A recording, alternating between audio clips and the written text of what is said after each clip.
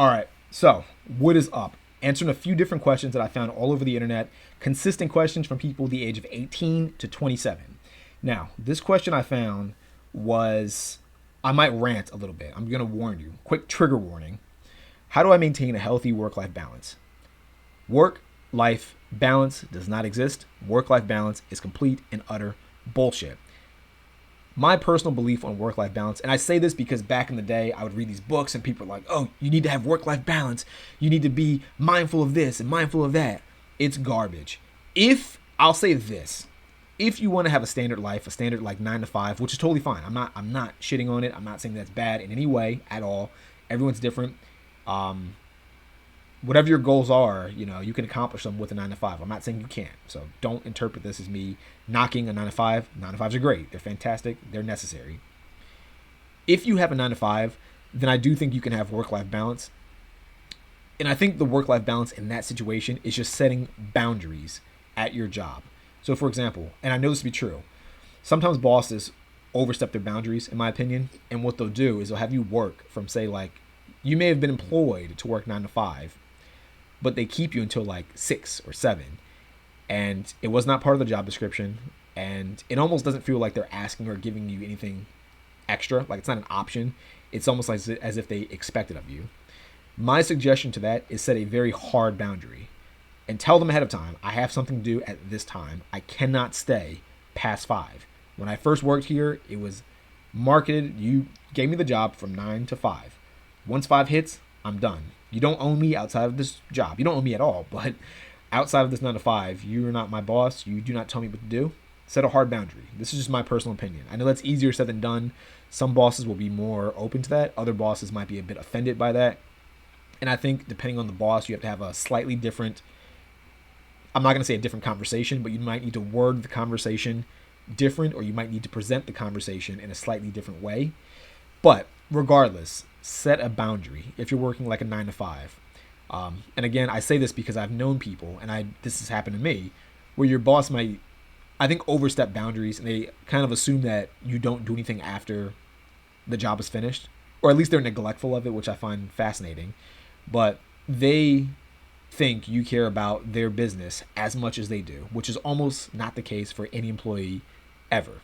I rarely find employees that care about their boss's business as much, or even close to as much, as the boss does, unless there's some incentive or they're being given something. Like, for example, if you're getting like overtime, then that's different because you're getting some compensation that makes your stay worthwhile. Or if you're in the ranks to get a promotion, that's different because you're getting something, some kind of compensation or the potential for compensation that makes it worth your while. But a lot of times I don't see that with bosses or managers or supervisors, whoever. They just kind of keep you and they say, oh, well, we still need you for this amount of work, and even though your shift's over, we have to keep you around because there's still stuff to do. I would say, no, I got to go. I got stuff planned. And bring it up ahead of time, too. If it's like a consistent thing and your boss constantly does it, I would bring it up like at the beginning of the workday. If you work from 9 to 5, I'd get in at like 8:50 and say, hey, look, at 5:30, I have X things to do. Like I have A, B, and C to do. I have like a family to take care of. I have to pick up my kids. Make it something like specific and concrete that they can understand and relate to, and set that boundary. Because if you don't set the boundary, I think people tend to be neglectful, or they try to pretend to be forgetful. Notice how I said pretend, because I don't think they actually forget. I think they just like to, they pretend like your life doesn't exist. So before I rant too long on this point, set the boundary, get the hell out of there when it's time for you to go. Now, if you're not a 9 to 5 person, and if you're more like a contractor, or if you're like a entrepreneur of sorts, work-life balance does not exist. I think, and this is especially true for entrepreneurs. Maybe not so much contractors, because contractors, you can always work X amount of time and maybe like take time off, or you're working like specific jobs for a certain duration of time. That's a bit different. And I would say for the most part, it's just general time management at that point. If you're a contractor and you get like a project that lasts 4 months and it pays very well. I saw a story about this one guy. He's a contractor. He got paid super well. It's not a job I would want to do. I think he had to go to like Alaska, and he had to be like a consultant for like this engineering company, but it was like a 4 month at a time like gig, like job, and something like that. He got paid like 200K. So it was a sweet like paycheck.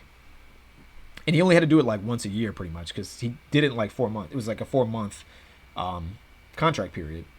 But I think it was like 4 months. It could have been like 6 months. But the issue is that he was away from his family for like the full 4 to 6 months, whatever it was. He didn't sleep very well during that time. So there were trade-offs to it. It wasn't like comfortable. It was like in Alaska. It's like barely any sun, just working 12-hour shifts 7 days a week or 6 days a week for the most part, not able to really travel or visit anybody or go home. But the paycheck was pretty sweet, and it wasn't for the full year. In situations like that, you have to just kind of manage it based on what you're given. If you're that guy, then obviously you have no choice but to work for 6 months. And then for the other 6 months, you do whatever you want. Or you find more work if you want to, but that's up to you. I really think it's that straightforward. There's not really many hacks that you can provide to make that situation better. If you're an entrepreneur, I think you have to kind of figure out, 1, how much do you want to work? 2, how much do you need to work?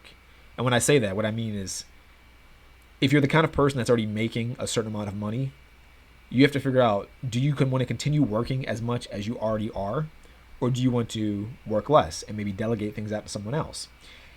If you aren't making that much money, you have to consider, is entrepreneurship even for you in the first place? You might have to work a lot to start making money.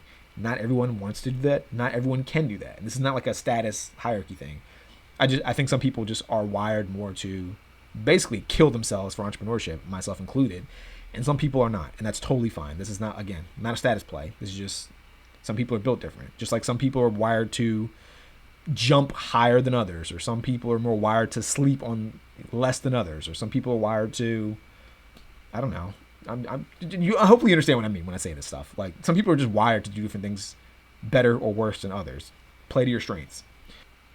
So you need to consider how long you want to be working, how little you want to be working, how much you want to be working in general, the type of work, and you have to kind of understand that as an entrepreneur, I think you don't really get to cut your work off.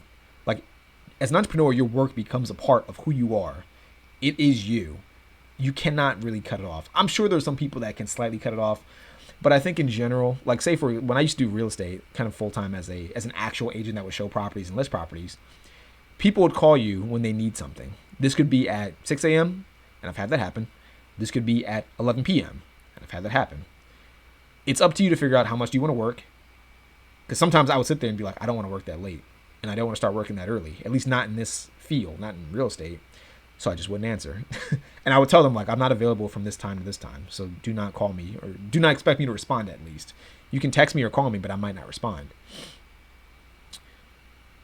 But you don't get to shut it off. It's kind of the point that I'm making. Because people will still call you. People might still need you.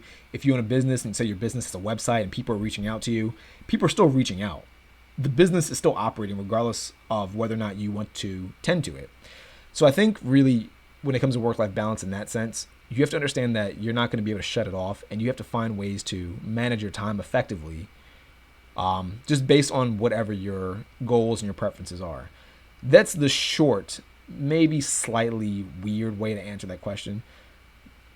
This is not meant to be a plug. This was not intended to be a plug, but I'm going to plug here because I think it's necessary. If that is you, and you struggle with this idea of work-life balance, and you really want to find a way to get, say, more things done and be consistent and be productive while also having time to deal with your family or have a social life or maybe get in shape, whatever it is you want to do, I would do my time management coaching. Again, I'm biased, but I think that's the best option because I can't give specific advice without knowing your specific circumstances. The generic advice I just gave will apply to anyone, but it's going to be hard for you to kind of, what's a good way to put it? It'll be difficult for you to sort of apply what I just said to you. Like, if you are a CEO of some company and you're super busy all the time, me saying that you can't be available during certain times might be easier said than done. Maybe you have to be available. Maybe you're the only person that can truly answer certain questions or truly do things. And in that situation, I might say you need to just delegate. You need to train someone else, maybe sacrifice a little bit of money for a little bit of time or for a lot of time, and push the job out to somebody else. And that's up to you to decide if you want to do that. Again, we're talking about length of work and how much you want to work. Or you might be an entrepreneur that's just starting and maybe you want to not work that much or that long, but you still want to make something work as a side hustle. In that case, that strategy might be completely different. So it all kind of depends on the individual. The entrepreneurship answer is a bit more difficult than, say, like the contractor or just a standard employee. But that's my recommendation. Again, not meant to be a plug, but it needs to be a plug. Check out my time management coaching. I'll leave a link below. I'll give you a free session, complete 1 hour. Maybe that one session is all you need. If it is, totally fine. If you need consistent coaching, I do charge for it, but let me know. Click the link below. You can set up an appointment, and I'll help you out with that. But yeah, otherwise, I think that's the key to work-life balance. I don't think if you're an entrepreneur, there's no work-life balance. Not in the way people sort of suggest that there is. Like, you're not going to sit there and have like a very specific from 10 to 4 I work, and then from 5 until 11 I'm chill. It's not going to work that way.